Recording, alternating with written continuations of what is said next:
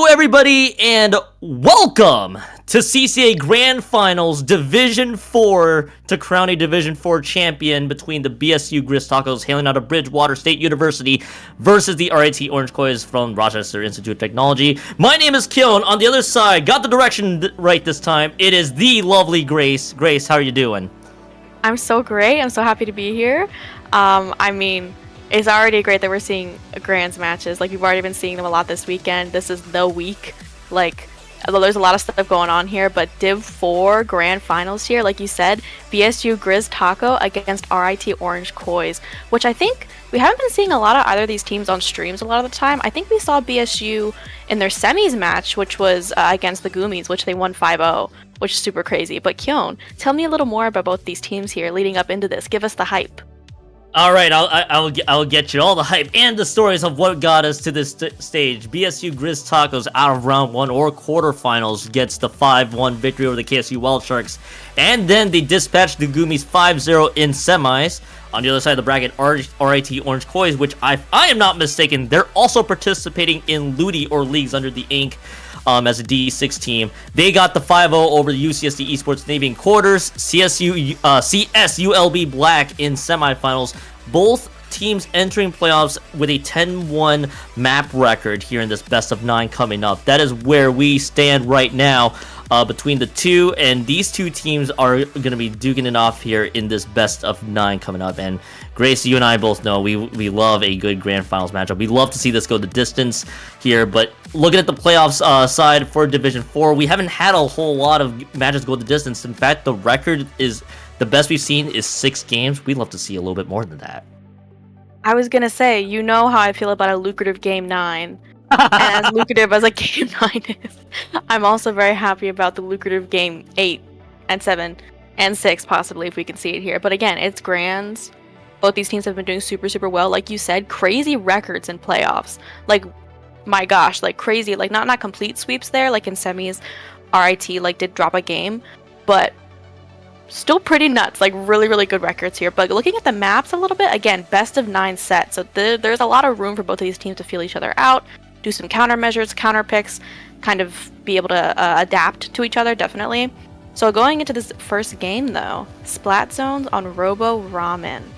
I like Robo Ramen. I like the big ramen bowl, as you can see in its full glory here in the little map preview. But what do you think about it, Kyon? I kind of like ramen zones. I almost wanted to say it was a staple of Zones map, but there are other staples out there too. All things considered, you get this is honestly, if I were to say this, Grace, this is a perfect leadoff map to get a feel for how both teams fundamentally play. Perfect. When we talk about competitive Splatoon, okay, we're in Collegiate Splatoon, but if you talk about competitive Splatoon, you of course, Grace, know with SOS on IPLs. And you kind of want to this is a challenge of fundamentals in most cases. This wouldn't be the fundamentals map at all, but this gets commonly played about a handful of times. I like to say, I wouldn't say it's uncommon. I'd say it's common enough here. As one moment, please, has made a grand appearance. Right out of the gate. I assume this game will probably be in progress as we speak. All things considered here, Grace. So. What are your thoughts on Robo Ramen when we get that repaired? I like it a lot. I'm glad to see it could play. I think out of all the game modes, I like Zones the best here. I think Rainmaker's super lockout heavy, and while Zones is definitely tough lockout wise. Oh my gosh, one moment please. Oh no! I love when the capture cards. But I mean, I think it still can be a little bit lockout heavy though, Kyon. Like, thinking about how you get out of those kind of situations, though, is where your team coordination has to be really good. Whereas on some other Zones maps, you can play a little discoordinated, like not quite together, not quite attacking as a unit, or like an amoeba, as I like to say, or like a deathball comp, kind of.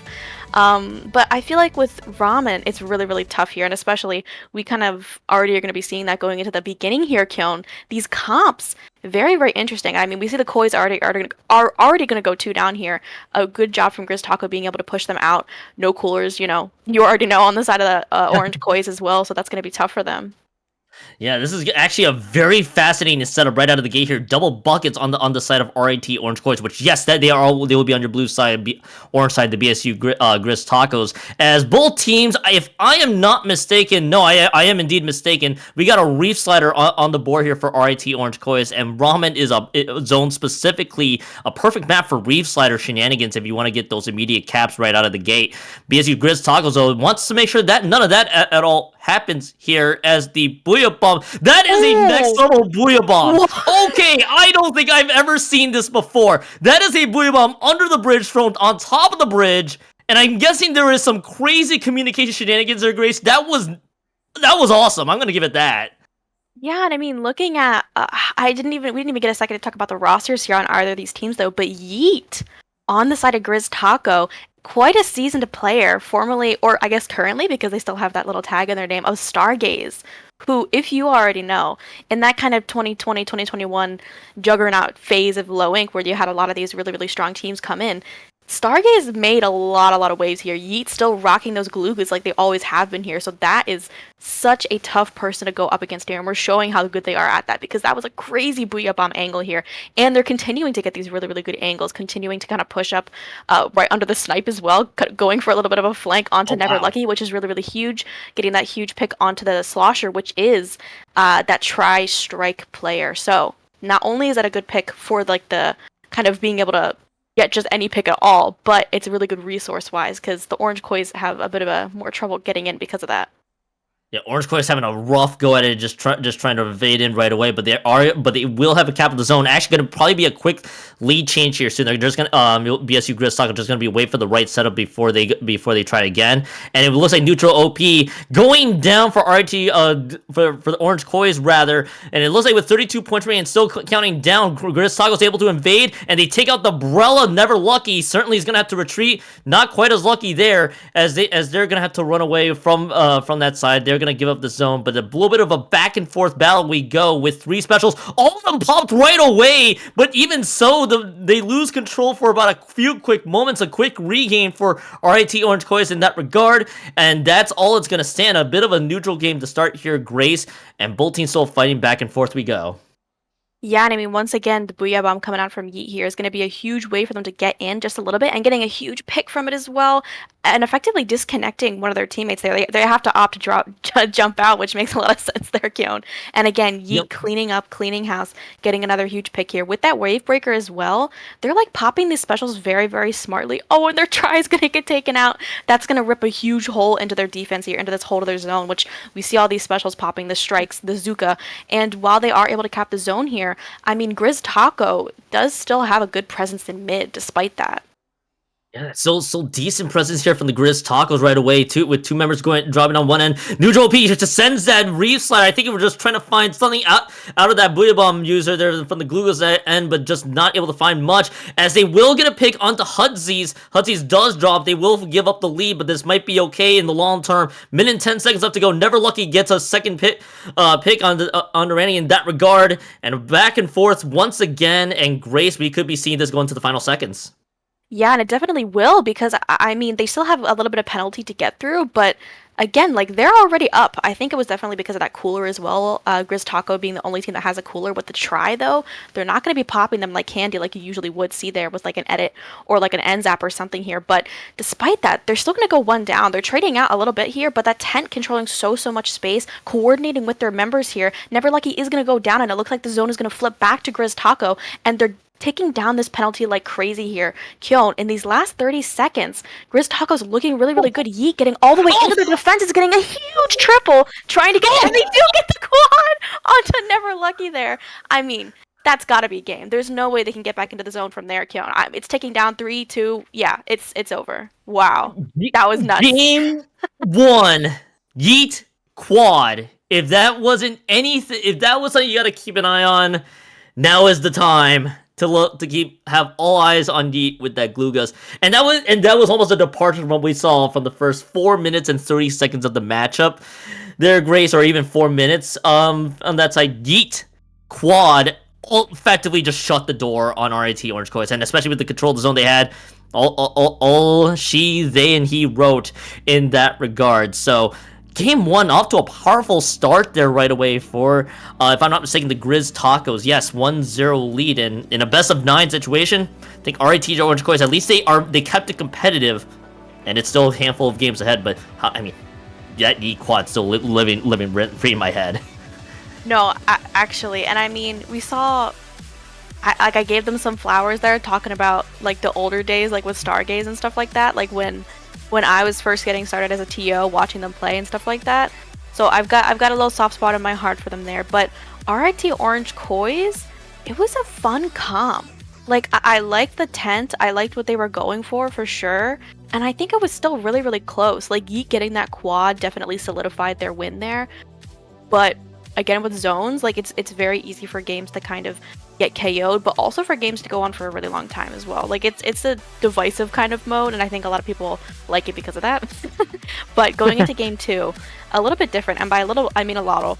Tower control on ship-shape cargo. I mean, talking about lockouts, it can be really tough to come back in ship-shape, but I don't know, like, I mean, with the Glugas as well, I'm thinking about Yeet here is going to get a lot of potential with the rolls, like, on that little grate area in front of the tower when you're making a push.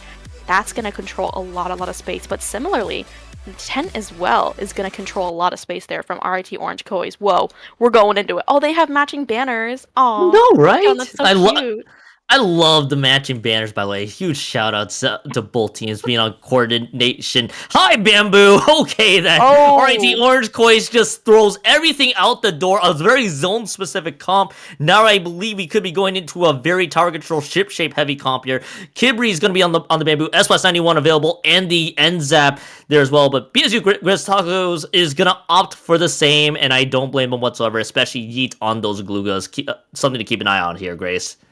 yeah, interestingly enough, now both teams are sporting a cooler. They both have a weapon here that has that the tactical cooler, which is very, very interesting. I wonder if I think it was the Kois who didn't have one last game. I wonder if they were like, maybe we do actually need to kind of match them there with that aggression, match them with their uptime, and get a cooler going. But you can already see Grizz Taco probably read that. They were like, oh, the switch to the Zap means they want to be farming a lot more coolers there. And they immediately call them out and get them out of the playing field immediately there. And I mean, we're going booyah for booyah here. One's going to pop onto that tower there. One's going to get a huge pick onto the bamboo. But there's a lot of specials popping back and forth. But still, nevertheless, Grizz Taco persists. They've still got that tower, cracking the first checkpoint as well. Any team here paying attention should note that the path between the first and the second checkpoint can snowball in a hurry there if the offense team has gotten the push there. But right now, a bit of a trade. We got 3 members on one end on Orange Coins, and Grizz Taco losing 2 of their own, so there will not be the snowball opportunity quite yet. But this allows Orange Coins defense and possibly turning it into the offense they need to be able to strike once they need it. Now the question is, can Orange Coins try to capitalize at that situation? It's going to be Grizztacos. They're going to be the one with the next push available. The Booyah Bomb has been used. They actually do have the other special, as well as 2 members going down, and this is prime opportunity now for the Grizztacos, and they're able to take advantage of this. But there is going to be the counter specials here. That's the Booyah Bomb. That's the whale, all being used right out of the gate, but not much. But it didn't give up much pressure at all, and this back and forth, but still an opportunity for the Grizztacos. Nevertheless, they have a chance now.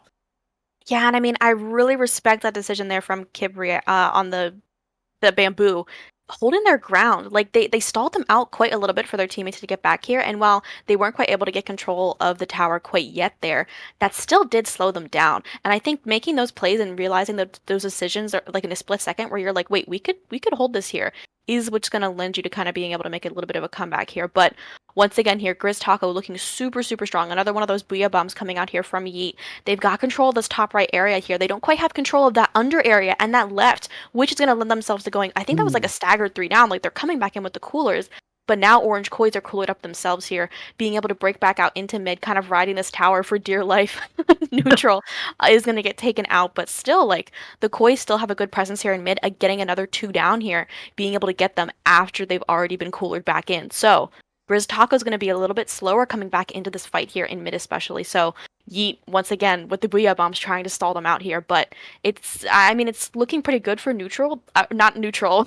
They just got taken out, but still, it's looking better for the Orange Kois here.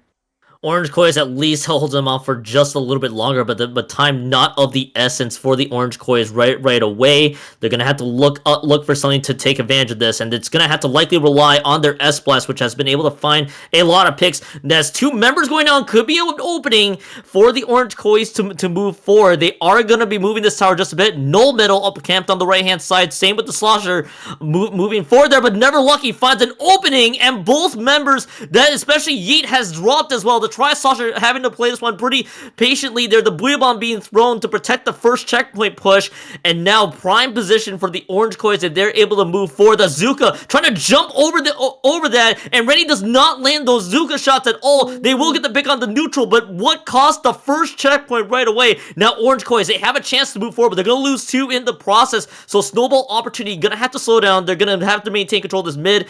Grace, 3 members up for the Orange Koi's. Grizztacos looking to still hold on defense. Yeah, and I mean, you can already see how well Grizztaco is like controlling space there. Like we saw Yeet approach with that wall with the Glugas extremely lethal, and the members of the Koi's just had to give up that top left area, which is right around where they need to push the tower from. Really, really unfortunate. And like we've been saying, like going into these last 30 seconds here, Grizztaco is coolered up. They're ready to go. They've got these specials online here with Rainy, especially with this Zuka. I mean, yeah, and they're gonna pop it there. Not quite able to get a pick just yet, but still a lot of presence here in mid. I mean, they're gonna be trading out a few members here. I think Yeet just went down as well. 2 down now onto Grizztaco, which is gonna give Orange Koi's a lot of space to work with. But still, going into this overtime, they have a huge hill to climb. Huge hill to climb right now. They're pretty much their only push left in tower. All 4 members up, Never Lucky, neutral OP moving forward at this stage. 2 members are in prime position. They take out the well string. That's step number 1, but they got to take out the rest as 2 members have dropped. Rennie and Yeet are actually playing this one patiently. This is GG Booyahs, and that Booyah being available is actually going to have the trip strikes being used, but they actually take out 2 in the process. Never Lucky trying to move forward. The battle of offensive trip strikes and the GG Booyahs. The GG Booyahs takes out 2. It was desperation mode for the Orange Koi's, but it won't work out, and BSU Grizztacos is going to be up 2-0 here in the set. Well, that was so close, though, and I could tell that they knew that Yeet had that GG Booyah. They were like, where's the Glugas? Where are the Glugas? Like, I could feel that they were, like, fiending for them, and they wanted to get that pick, or at least know where they were. But Yeet, like you said, played that super patient, which, I mean, what do you even do there? Like, they did fight it pretty well. I think their Slosher popped the strikes, like, on top of where Yeet was, so that they couldn't immediately follow up and jump onto the tower with the Booyah Bomb, getting everyone on top of it. But, I mean, their teammates followed up with them, so that was really tough. So they couldn't, even if they had taken out Yeet with those strikes, or were able to push them back far enough for them to get the lead, I mean, their teammates still would have followed up off of them. So that was kind of just a tower moment. Tower moment there, GG Booyahs, especially past the second checkpoint, and it escaped my mind noting that I was like, okay, Yeet actually with the Glugas and the Booyah Bomb available. All right, we'll just throw it right in the tower, and they know that, and they do the hit with the second checkpoint clearance. They understood the assignment that in that situation. So excellent work there from the Grizztacos, of course, aided with their ability to push past the second check. We go on to one of my favorite volatile maps of all time here. Humpback Pump Track Rainmaker is going to be coming up next. And this one lends itself to leads not being safe here, Grace. So I imagine with Orange Koi's, especially when they had a tower-centric comp, I personally am excited to see what changes they make for this Rainmaker map. Yeah, I'd be interested if they bring back the tent. I mean, especially like, I guess I don't know. I feel like I'm thinking, like, as I'm thinking, yes, I'm like, no, is it a good idea? But I think the one with the Zuka, like, I feel like that's gonna be a big, like, space maker, especially when you get onto the plat, but also to get them off of your plat. I feel like that's what a lot of teams kind of fall into there, is that once they get past that little elbow area and they're just pocking shots onto your plat, they're pushing up, getting a lot of space, and they're getting, like, free special charge and stuff like that from holding that space for so long, because you can't approach them in that elbow. You're stuck just kind of awkwardly waiting for someone to get a special. I feel like that can lend itself really well to having a tent with you there. But if you're wary about that first game, because they did lose that first game there when Orange Koi's did have that tent, I'd understand being a little awkward about bringing it back here going into game 3. But Hyun, We're gonna see the comps. We're gonna see what's gonna happen already here. All right, similar comps coming out from Grizztaco. Okay, no, no 10. Oh, Junior. Oh. Junior though. Okay. Okay. So I'm curious as to what Orange Kois is cooking up here. I think this is almost a wholesale comp change overall, total line change, empty the bench, if you will, for this for this particular humpback pump track Rainmaker map. And what's interesting, it's a Wellstring and Tri-Slosher Nouveau duels, specifically the same kits are dueling things out here. So be curious to see if this works out. The immediate answer right away, though, Grace, is they're not working out right away. They go 3 down to start. Defense is gonna have to play catch up here at the stage, but the Grizztacos taking their time. Never lucky. I understood what they're trying to do. They're trying to see if they can find the critical pick that they need to slow the Rainmaker down, but they go down on top of it, and Yeet's in prime position to pressure them out forward. Grizztaco responds with the first checkpoint there, Grace. Yeah, and talking about how drastic of a comp change that is, when you get the junior into that equation, it turns into like a chip comp or even more of a stally comp there because that lends itself very, very well to the rest of the weapons as well here, but it's hard to get in.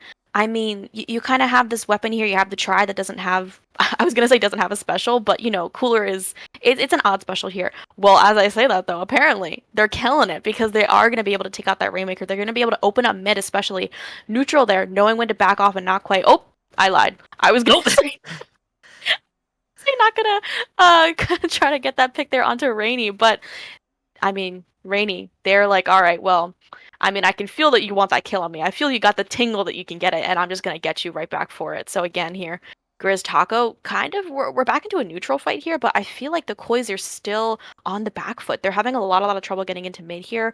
Could be a paint thing, could be a special out, putting out thing. Like they don't have the right specials. They're not putting them out at the right time. I don't really know here. It's kind of tough. Like they haven't been able to grab the Rainmaker yet either here. Yeah, the Rainmaker just not being grabbed until at this very moment. And actually, it's Oh. going to be everybody being in odd positions, to say the least. And it forces neutral forwards there. They get one pick, this could be huge, but they're going to get collapsed on. Rain's going to be able to follow this one up, and that will just be the 3 down. No checkpoint cleared right away, and that's where we stand. So interesting thing I want to know here. So we had the dueling. What we got, the coolers of the same weapon variety. The Wellstring with that wave breaker being the same, and nice little pick there from neutral, getting to pick on the Yeet. That should help. But they also have dueling Booyah Bomb, so it's almost like 2.5 mirrors, if you will, with 2 2.3, I guess, with the mirrors that we have set up here. So I'd be curious, not just the special coordination, but everything else following suit. It feels like Grizztacos is a step ahead in terms of the way they are playing. They're patiently and a little bit skirmishy at this stage. Rainmaker kind of just stuck in neutral here. Grace, they break it once more, but again, the opening's still not quite there yet. Maybe this is their time, but it doesn't look like that's going to be the case quite yet, as both Tri-Slosher Nouveaux go down. Yeah, and I mean, just thinking about kind of the strategy here from Grizztacos, I feel like they're not getting punished for dropping on the members of the Orange Kois, and I see them Oh. responding to that really well here, though, and that's what's going to let them to be able to get that, not even the check, but the lead as well here. Retrograde able to get just a little more points, a little more safety net, but here, I mean, on Humpback, Rainmaker especially, no lead is safe. You feel like you need to KO here, and we can already see Grizztacos. They're using every little inch of ink that they have to try to get this Rainmaker away from their spawn and back into mid, trying to get themselves a little more time, a little more room to think to do something to try to stop the Orange Kois' next push here. But I mean, Grizztaco, they're still kind of stuck in their spawn. I think this Booyah Bomb's going to open up a lot of space for them. But still, Orange Kois here still fighting them very, very well for mid here. We're still trading out like evenly. It's a very even fight. It's a very even fight right now, about 1minute and 10 seconds left to go on the clock, and always my favorite phrase here, Grace, no lead ever safe here in Humpback Pump Track Rainmaker. Yep. Such a short and condensed map, and 41 points remaining is not remotely safe. One bad fight could cost them, such as this one coming up here, as this is the opening for the Grizztacos to move forward. Rennie actually going to drop and retreat here just a bit, so everybody's actually having to run for the hills. Never Lucky gets a critical pick, and it takes out one, and that should open the door, slow them down just a bit. Neutral does not land the directs there, as Yeet is trying to move forward, so a little bit of a slow trade-off, one by one.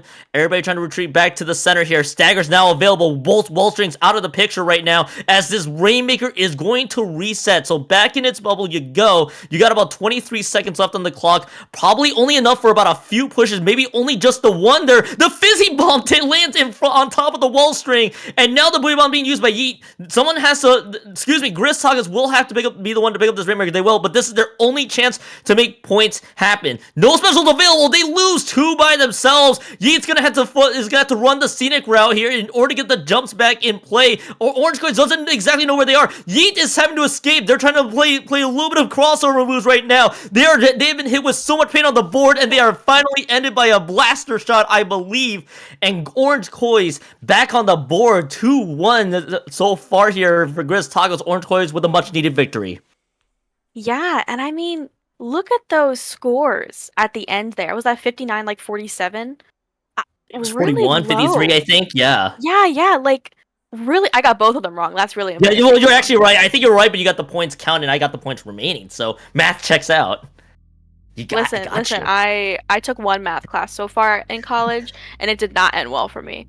So I have not taken another one. It's okay. It's okay. C's get degrees, y'all don't worry. Anyways, but very low scoring game for Humpback Rainmaker and for Rainmaker like in general. I feel like it just goes to show that both of them could not push up past the elbow. And I mean, I'm thinking about like what those reasons were. I think it was a lot of the chip that you had to withstand for Grizztaco going against Orange Koi's. You had to withstand a lot of chip, a lot of like lasting power from what Orange Koi's comp was. And then from Orange Koi trying to push up into Grizztaco, I mean, there was 8 billion flanks at all times, a bajillion Booyah Bombs. And anytime Yeet specifically flanks, they have so much lasting power. It's like a gal flanking, right? Like with the wall, with all of the range that they have, all the angles that they can get on you, super lethal weapon and lethal like kit for the weapon. So it's like, I mean, again, I guess it makes a lot of sense that the scores would be kind of like that. They reflect how close that game was as well. But again, for Orange Koi's, recognizing that and being like, well, I know they're not going to be able to push up into us that far. We only need a little bit of a lead. And they took it and they ran with it and they were able to keep them out of mid too. Really, really good. It felt like Orange Koi's had like a switch that flipped and they were like, the junior. Of course, just throw 1 billion bombs at them. Death by 1,000 cuts. The chip will work, and it did.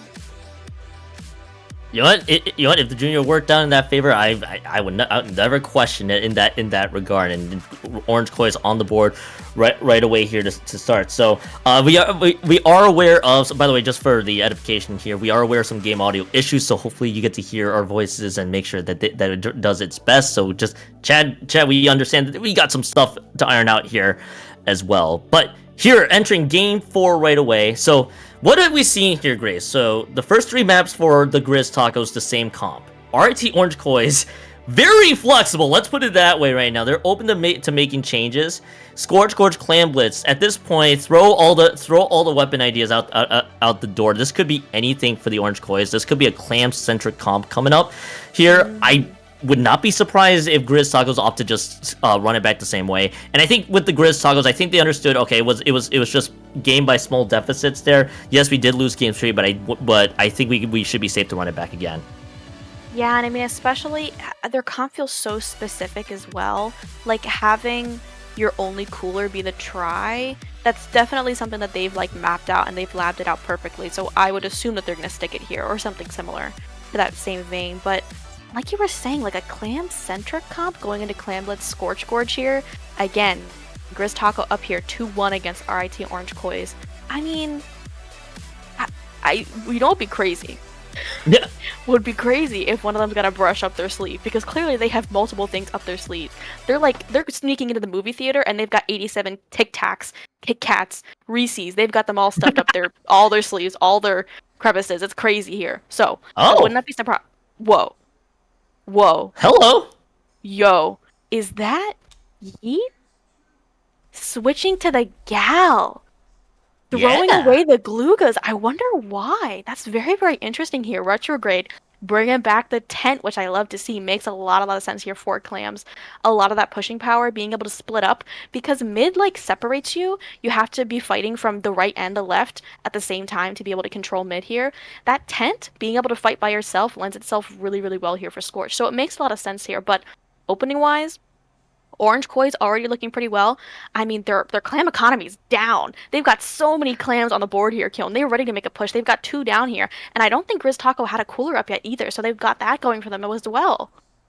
Yeah, Tacos didn't have the cooler quite up and ready to go yet at that stage, so that's actually gonna be something I'm gonna be intrigued to see how that works out. So I'm with you on this one, Grace. Interesting change to the 52 to the gal, the 52 gal specifically. Hmm. You're away from the Glugas, which you feel that there could have been an opening basically to get a push started, but throwing away the Booyah Bomb, likely for more aggression, more controlled aggression there, but love to see if you can get value out of the 52, which right away, it looks like the rest of the team is able to follow suit, 3 members going down, but running straight into the shots from the wall string. Kimberly House gets a pick onto this one, the custom wall string gains its favors there to start, but even so, the other thing with the Orange Kois, I noted Clamp Center Comp, it's more, I guess, a combination of some of their previous maps together. They go a 3-for-4 change, only keeping the custom wall string available here. So I'd be intrigued to see what Orange Kois has in store here with the weapons that they pick. 2 members going down, no power clamp quite yet. We're stuck in the same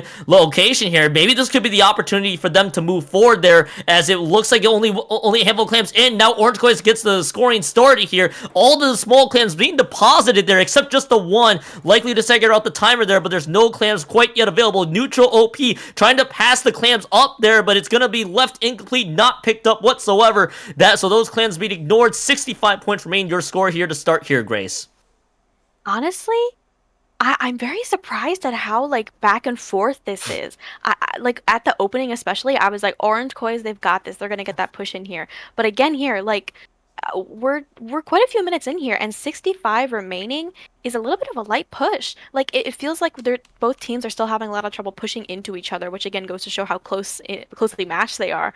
But still, Grizz Taco doing a really, really good job of keeping them away though. Like I mean, that goes to show with how their push turned out here. Oh my God, was that a whale double? That is so It unfortunate here. was. Oh my gosh.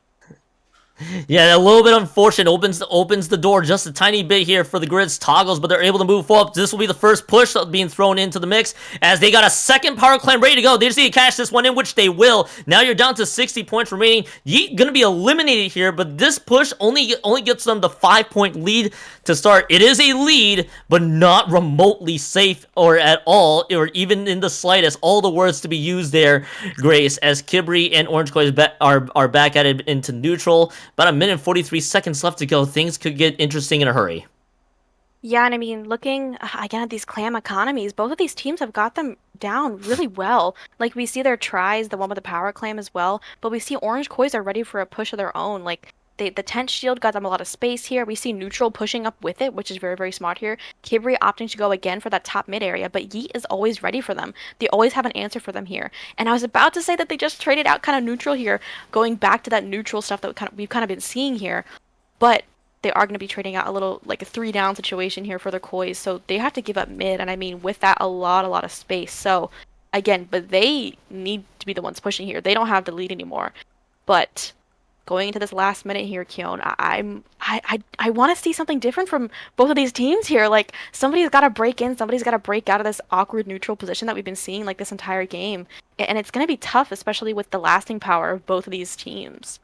Yeah, lasting power for sure. As I'm gonna be curious to see what the Orange Kois will have for the opening. Maybe the Zuka is gonna help, as he takes out one member there, but there's no power clam on site. So all it is right now is control of this push, and looks like it's gonna be all the trip tricks, all the power clams being thrown into the basket, and that will just need one clam, one measly clam for the lead change. Grizztaco understands this. They are having to carve out a path to get the one clam in. 2 members going down. Make that the third. This is gonna have to be the retreat on defense right now. The Zuka shots don't land onto Kibri, so Kibri's still alive to fight another day to reset. But here's the problem though, not remotely safe. It could be 1+1 the other way for the lead change. So we're gonna go back and forth. The last minutes of this being very crucial here to see who wins the fights. Grizztacos, no specials available so far. Same on the Orange Kois. It's gonna be a tick for tack duel here so far. Who will be able to out skirmish the other? But Grizztacos, the opening not quite there. They lose too. It's gonna slow them down by a lot. No Metal just has to force their way upwards. They're having to retreat for the hills. Neutral and Never Lucky not there. The panic toss doesn't land, and Orange Kois, literally at the skin of their teeth, their Grace wins game number 4. And to your words, lucrative game 7 now guaranteed. Yes, the lucrative game 7. Are you kidding? That was. I feel like we just kind of saw a rehashing of that Rainmaker game there, Kyon. Like Yeah. both team was like, I can't really go where I need to go. I guess in this situation, that like little, I guess it's kind of an elbow, but that little area with like the inflatable, the pillow, like people to call it, in front of the basket here on Scorch Gorge equates to that elbow, that little point with the first checkpoint area of Humpback. Either team couldn't really get past it. Like both pushes got taken out really quickly. It felt like we were just always in mid the entire time. We were always fighting for mid, and it felt like even when there was an advantage, either team couldn't really push. I think that's a bit of a compliment to the backlines as well, kind of being like, okay, well, I know you just did take out a lot of my friends who are going to be fighting in front of me here, but I'm not going to let you move at all, and you're just going to have to sit awkwardly in mid until I don't want you to, or until you take me out, which with backlines, if you have a good backline, is never going to happen there. So it's kind of a matter of, do we keep playing the game like this, where it's like one of us just slightly edges out the other one, or are we going to see like crazy changes, crazy adaptability to be able to stop these kind of awkward neutral positions from happening? And I'd be interested to see it, because we are officially going on to that game 5. They're tied up 2-2 here, like you said, Kyon. But going back to Splat Zones, not even just Splat Zones, but Splat Zones Mahi Mahi Resort. This, I think, could be interesting.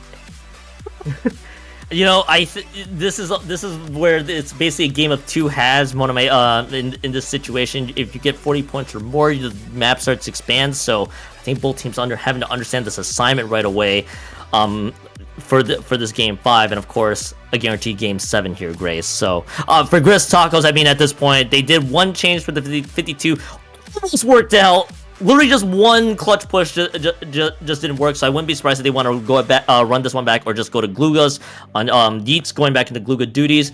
Orange Kois, of course, this is just the team of flexibility. At this point, any ideas are out the door right now, so I want to see how this all plays out. And Grace, this is going to be an intriguing one to watch, which, by the way, before I throw it back to you, this is now a guaranteed game 7. The only game so far that has made it game 7 was the 3rd place matchup here in Div 4 between Goomies and CSULB Black. Goomies winning that one 5-2. So we are still extending these sets here in Division 4 as we go into this one. Bamboo with chumps the play, and now we get to see the Dreadringer come back. Of course, it's a zone-centric Dreadringer showing up here, Grace. And Heat bringing back the Glugas makes a lot of sense here. I feel like Glugas work really, really well here. You get a lot of movement for them, especially there's like a little bit of uninkable areas especially. And I think that's going to lend themselves really, really well here to this comp. But the Chumps, I'm happy to see Chumps get some love. I'm happy that, I think they're also happy. I like how they have little smiles on their faces before they explode on you. But again, like both of these teams here having, we're kind of still playing in a lot of mid areas. Nobody's really been able to completely stop anybody from pushing up. Nobody's locked anybody out quite yet here.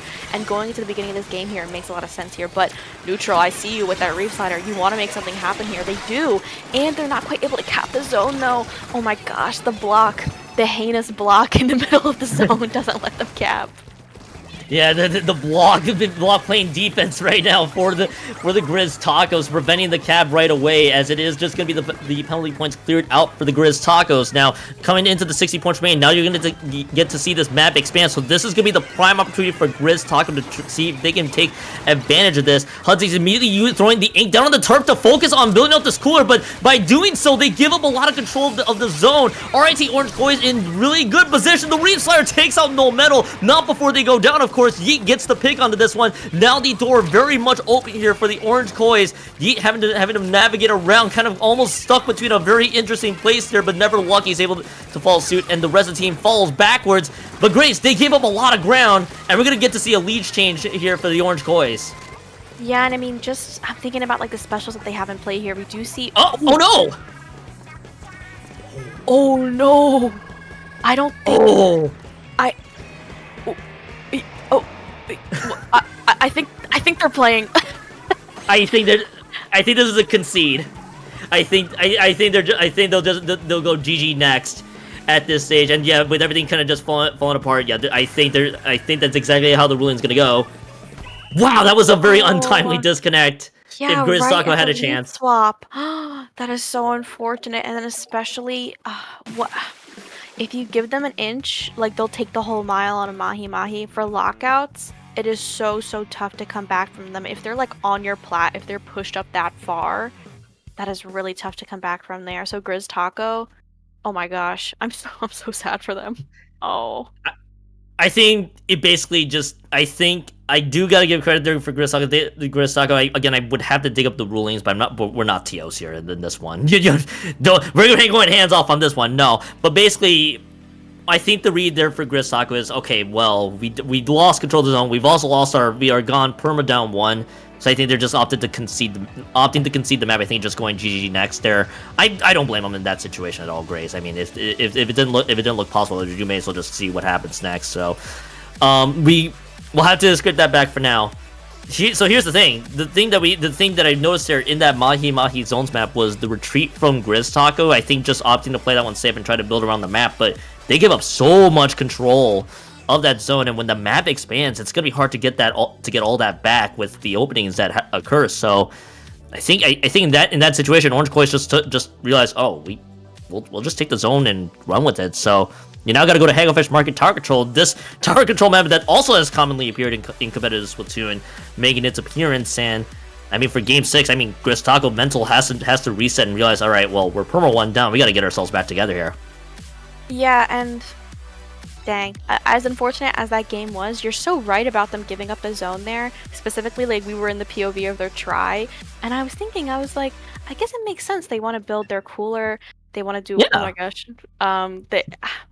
like, it makes a lot of sense there, but something I was considering was like, oh, maybe they recognized that they were about to lose the zone, and they gave it up that way.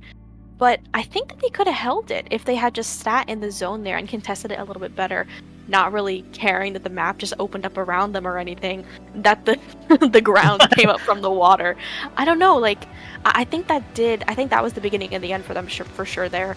And I mean, their friend DCing, of course, the nail in the coffin, but still, I think that's what it's going to come down to this entire set, is those decisions. It could have been like a call someone made where they were like, oh, paint around and get your special, don't worry about the zone for a sec.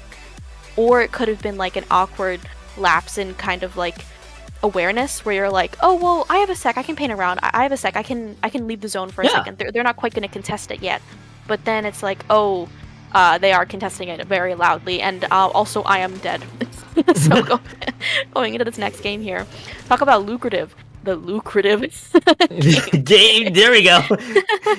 It's beautifully here, but again, I'm Retrograde. I want to know just what your weapon pool looks like, because we've seen the Junior, we've seen the Tent, I forget what else. I think they're also the Dread player here.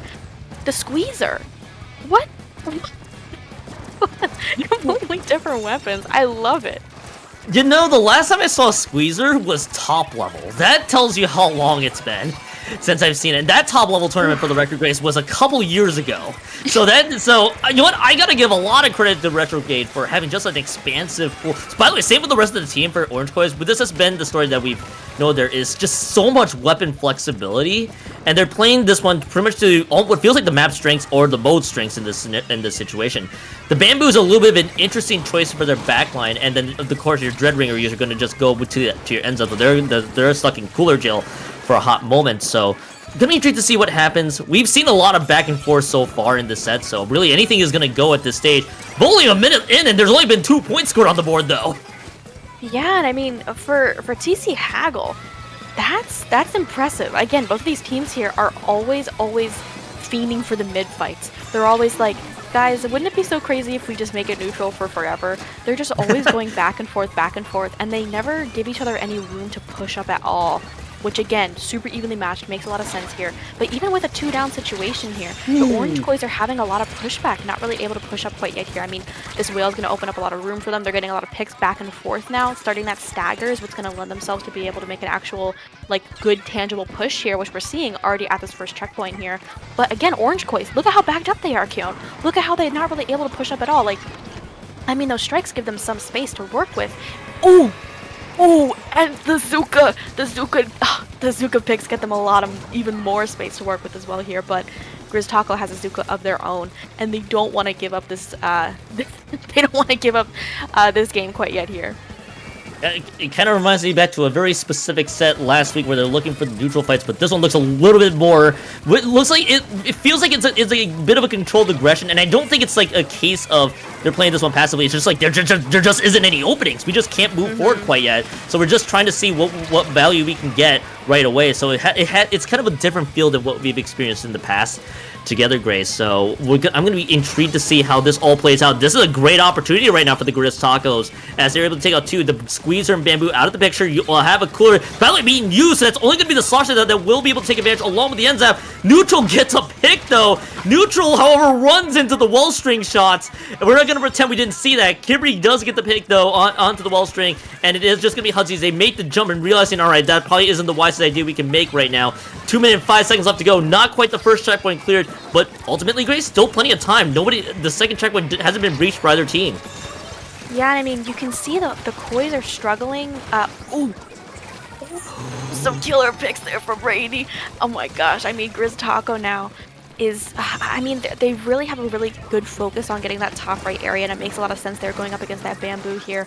But the Zuka getting a little bit of space for them here, but Grizztaco are playing very closely together. They're playing as a really good unit. I was gonna say like a compressed unit. Like they're playing very closely together here, but Never Lucky being able to take advantage of that, taking out, I think that was like 3 members there, or at least contributed to getting that really good 3-down situation there into Grizztaco. And the lead didn't swap. It was close there. It was close. We can see it there. 44-46 remaining. But I mean, Grizztaco here, they still have to make another push, and seeing as how difficult it was to get those points on the board, it's gonna be tough for them to get any more. Yeah, so the good news coming into this one is they cleared the first checkpoint, and the second checkpoint not being attacked, there's still a window of opportunity for the Grizztacos to get the lead change. They just have to win out some of the fights that they need and get the picks that they need. They take out the cooler user, they lose the cooler of their own, but it's already been popped, so that gets the value that they need. But now the defense is trying to show up for the Orange Kois.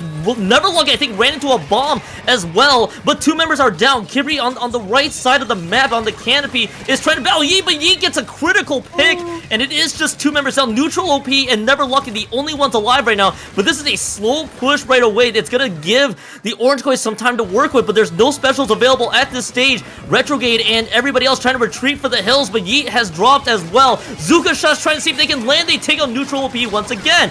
As Randy gets the second one and Never Lucky does drop. They gotta get the tower moving here soon, as it is just gonna be the Slosher dropping down. Kibri is still right there. 2 members have gone down in a critical juncture. And if Orange Kois retains control around the tower, that's gonna be the win as they get 3 down. And it is, however, the tower still being ridden down. They get the pig on the Yeet. That is gonna be it, and they will.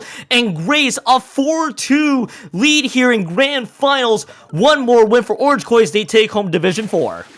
That was so intense. I'm sweating, and you know how sweaty I am already. Normally, Kyon, I am extra sweaty. I was on the edge of my seat. That was nuts. All the specials getting popped, the dancing on the tower. I don't remember what member that was on Grizztaco. They were dancing for dear life. It's like in RuPaul's Drag Race where it's like lip sync for your life. It's like you have to dance for your life, and that was terrifying. So not that. I pledge allegiance to whoever that was there. But again, like, Orange Kois played that like cool as a cucumber. They were like, don't forget the fundamentals of stationing up on that top left. If you take anything away from this game, it's that top left area is so crucial for stopping any and all pushes there. Their Bamboo were always stationed up there, and that stopped the push like every single time. Like that is what done it in. That's what done it in. You know, the grammar, it's escaping me.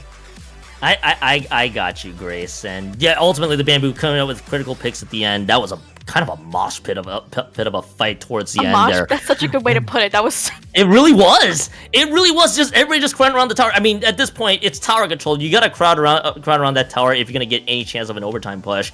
And that pick on the, I mean, effectively was. I mean, sure, the pick on the basically sealed it for them, but it was almost the beginning of the end if you only have the 1 member up and the respawn's not favoring you at all there. So, Grizztacos momentum kind of felt like it sucked out of the air since the Mahi Zones game. Now you're gonna move on to Undertow Spillway Rainmaker. Any person who is trying to get a taste of competitive Splatoon, you'll want to practice Undertow Rainmaker coming up to this one, Grace, because you're gonna see this map be played a lot and for good reason. Yeah, and I mean, this being the match point for RIT Orange Kois here, Kyon, That is really, really tough here if you're Grizztaco. There's a lot of pressure. They're probably as sweaty as I am right now. And it's really sweaty. It's real bad. Yeah. So if they're like me, it's really, really tough. You cannot get butterfingers here when you're playing Rainmaker especially.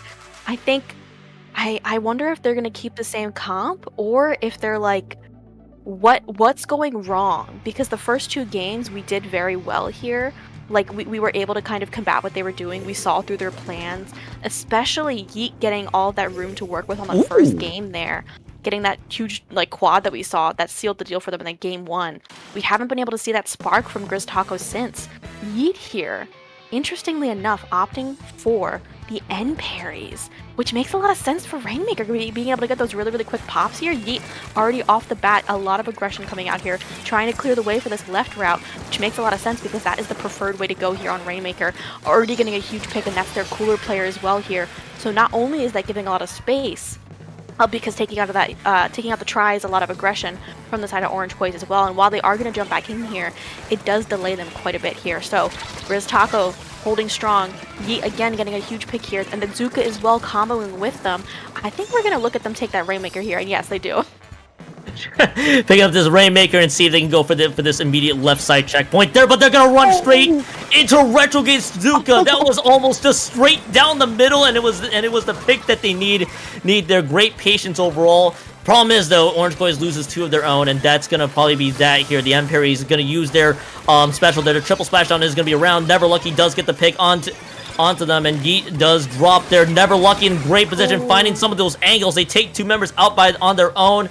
And that is a great hole, prevents the first checkpoint from being cleared, and that's how that push stands. So, Grace, while we give ourselves a minute to breathe here, Orange Koi's, if I'm not mistaken, this is either a 3-weapon change here, again, for the Orange Koi's. I mean, at this point, you're going to need the entire encyclopedia for everything that the Orange Koi's are dishing out. You need the giant book of stats, because they got all the weapons being dished out here in every game so far, and they got the Tri-Slash Nouveau. That's their cooler option right away. The S-Blast 91 is going to be their booyah option, and of course, what we saw from Retrograde with the Tenebrel has been huge, but will this work out? Going to be the ultimate question here. As Randy immediately using the Zuka, not able to find a pick so far. Retrograde also trying to do the exact same pick. Second time, why not? We're running it back the same way, and this Rainmaker stalled where it stands here, Grace. Yeah, and I mean, oh my gosh, Yeet, what will they do? Oh no, they weren't able to get the pick before they're eventually going to get called out here, and I think they're just going to get swarmed here in mid, getting a trade off of it, which is good here. Again, trading out that cooler player, especially when it's the try. They are not getting those coolers quick there. It's like 220 paint or something like that, and you are not painting a lot as try in general. But here, already going to be able to get that checkpoint. Retrograde was not able to stop it there with those Hail Mary Zukas like they have been. So Grizztaco looking good going into this here, because the Orange Koi's haven't even really been able to touch the Rainmaker yet. Yeet! Wait a minute, Yeet here going for a huge flank, being able to take out Retrograde, being able to pick up that Rainmaker as well, schmooving around, waiting for their friends to help them. Oh, but they get swarmed. Their friends weren't really able to help them there. They're camping out in mid. They were like, Yeet, we were not ready for that, my friend. Cool play, but we're gonna chill in mid. You can jump to us when you're back. You don't know what the funny part is? They actually got 1 measly point out of that too, so they don't have to deal with the whole 1 unit. True. 2 unit points of measurement is all you need if you're gonna get the lead change for the Orange Koi's. Oh my god, Yeet lands, throwing out a few lob shots. If you're gonna use the Rainmaker's weapon, that was a perfect time to land that shot. As they take out the Rainmaker, the backline's there. Neutral's actually just right behind them. The direct needs to land, that's what they're gonna get. But now they got more points out of the board. It gives them a little bit of a cushion, not a lot, but a little bit there to work with. So that's where we stand. A minute and 30 seconds left to go here, Grace. I mean, at this point, Orange Koi's needs a checkpoint. They even need to get points on the board. Grizztacos is able to respond in kind so far. Neutral will be by using this Booyah Bomb, I think, looking to displace them and give them the space to work with. But minute 19 left to go. I mean, the Grizztacos kind of, I think, I would not be surprised if they play heavy defense here. Yeah, and I mean, only just now popping it too, that's really, really tough. I feel like their pushes are going to be a little bit slow getting into here. I think that makes sense. You kind of have to play with Retrograde here, being able to play them safely, and they can afford to play very safely here, because again, this is their match point, not Grizztacos. So even if they lose this game here, they have some room to work with. Do you want it to come to that? Probably not. You probably don't want to see the lucrative what would that be? Game 8? Yeah, game 8. But still, I mean, neutral OP here, kind of trying to get a little bit of space with that Booyah Bomb, being able to kind of zone out another member there into that top right area. But, I mean, Grizztaco, they have them stuck here in this corner. I see Rainy here. I see Yeet as well, getting a lot of space for their friends. Oh no! Oh wait, but they're only one up with only Hudsies left, running for dear life. They're like, wait, y'all, I can't perish. I have the cooler. They can't get me. They're backing up here, which is the smart play. Oh, no. Being able to take out that Rainmaker, but after that checkpoint, Never Lucky coming in here wreaking havoc. But the pop You gotta hurry. Grizztaco. Wait, Oh Yeet, my no, God. Yeet, Yeet, why? Yeet, why would you do that? No, that gave the Rainmaker back to the clutches of the orange Kois. That does give the Rainmaker back to the orange coins. I think that was a heat of the moment move. And remember, this lead isn't safe. If the Zuka shot lands, they will get the victory here. They dodge those Zuka shots well. Now they're bleeding members left and right. They just gotta push it to the right side. Yeet needs to find the pick. They lose lead. They lose lead. Yeet does not find the pick. Division 4 champions have been crowned here. RIT Orange Kois wins this set 5-2. They are your Division 4 champions here in Season 6. Oh my gosh, Kiona. That was such... Again, I'm so sweaty. Although the sweat is alleviating my body here a little bit, because now that we're finished. But Orange Kois, what a comeback from them. Because they lost those 2 first games, and then they went all the way back. That was really, really solid from them. I feel like they just kind of realized... hey, we're giving these people too much space. I think especially with Yeet, like a lot of those flanks that they were doing, they were like, we can take them out if we work together. The power of friendship would do that. Kind of like reading what they wanted to do ahead of time, which I think makes a lot of sense. But Grizztaco, they did not give that up without a fight. So many close games. So many neutral fights for 8 hours, Kyon. They loved mid. They loved sitting in mid there. Really, really close games. So I'm gonna clap in a circle for BSU Grizztaco here, but a big clap in a circle, real big. It's large, y'all, for RIT Orange Kois here winning, like you said, Div 4 Grands here, 5-2, which is, like you said, the second instance that we've seen it. Is this mirrored to the third game match? It's mirrored to the third game matchup. Yeah. Third That's place crazy. also finished 5-2. This one finished at 5-2. I mean, I'll get your final thoughts here before we close out for the night. I mean, let's be real here, Grace. You kind of recapped it very well. That was a back and forth. Everybody loved neutral. I hope that you guys all loved mid battles there the entire way through. True. All momentum lost at the end. I saw what Yeet was trying to do, but it will probably. I know that it's probably heat of the moment. If you're likely going for the reset just to forcibly get that Rainmaker pushed back a bit. The issue is in the context. The lead was not safe in the slightest. Any movement, lost fights was gonna wreck you, and that's kind of what unfortunately happened there. I mean, I get the idea, just did not work out for them in the end, and BSU Grizztacos is gonna be the one that it just ends up in the losing end of that one. They'll get second place to overall, but RIT Orange Kois, gold medal for them here in Division 4 Grands. That's how this set ends. That was an entertaining 7-game set there, 5-2 being that one. So, Grace, we're about to wrap up here because I need to be somewhere here in about like half an hour or so. But before we go anywhere, Grace, where can the people find you? Well, you can find me many a times, also probably commentating on the ever so lovely IPL channel many a times, whether it's SOS, and mostly SOS. I couldn't even say anything else there. But some other stuff too, I promise y'all. But you can also find me on Blue Sky right here, that right there, at Tubnug, _BSky, _social. But Kyon, where can they find you, and where can they find you in 30 minutes too, if you're willing to share? I'm willing to share this one because I gotta start hurrying over here and get food in my system. But first, find me socials down that direction. There we go. Kyon2570. You can find me on Blue Sky and on Twitch. In 30 minutes, the pre-show starts for the LAN Championship Showdown. I will be on the analyst desk for that one with two great pals for that, so you don't want to miss that one. That'll be on Splatoon Tourney with coverage across Splatoon Tourney 1 to Splatoon Tourney 4, so you don't want to miss a thing. I'm gonna do a long send-off here, Grace, so bear with me for this one. By the way, like to thank the folks here in IPL for allowing us here in the CCA side to basically broadcast all your matchups, especially grand finals here on IPL's end. Few shouts before we sign off here. I want to shout out our producers there, CK, of course, our producer here, along with I believe Ryan was the other one, and along with the Pipe Dream as well. The Pipe Dream as well. Commentators I want to shout out here real quick. Rocket and Par covering the first 2 weeks with me. Grace filling in for the semifinals and grand finals, and the Shiny Hunter Zach wasn't able to make it this. The Shiny Hunter Zach also filling in during certain weeks, as Shiny Hunter Zach was not able to make it today. Today, of course, a little under the weather from what we recall. So Grace able to pinch hit on notice. So that was so thank you so much for that one, Grace. Again, huge shouts to everybody here on the CCA side, of course, the TOs and production guys for bringing this one right along. One last thing, I'm gonna do 2 plugs and we'll get out of here. CCA has been partnered with the ECAC, the Eastern College Athletic Conference, for CCA League Season 6. The ECAC is an organization with well over 200 member schools across all 3 NCAA divisions. They host comprehensive esports league involving over 1,300 teams across 21 game titles. For more information about your school's chance to be involved, go to ecac.gg for more details.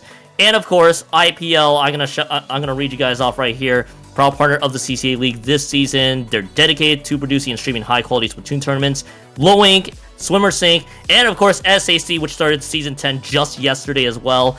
Together with IPL, they were able to give us more streams and coverage of this season. Go to iplabs.inc for more details. That's all of our shoutouts. Thanks for bearing with me for this ending. We will see you guys whenever the next CCA League happens again.